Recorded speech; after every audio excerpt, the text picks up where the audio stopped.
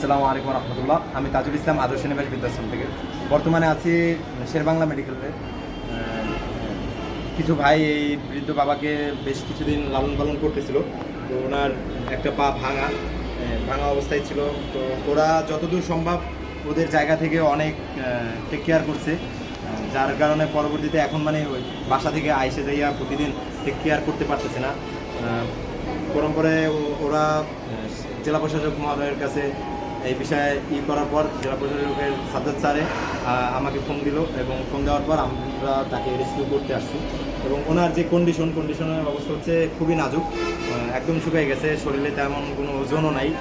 আর দাদু, তোমার পরিবারে কেউ আছে? কেউ নাই। তো ওনার পরিবারের তেমন কোনো কথা বলতে পারে না এবং পরিবারের কেউ নাইও সম্ভব, মানে যতদূর সম্ভব জানা গেছে। আর ওনার পা একটা ভাঙা, তো উনি একদম পুরোপুরি বেড পেশেন্ট। যতদিন আছে ইনশাল্লাহ আশ্রমে আমাদের নিবাসী হয়ে থাকবেন। দোয়া রাখবেন তার জন্য এবং আল্লাহ যেন তাকে সুস্থ করে তোলে। এবং আর কি শেষ।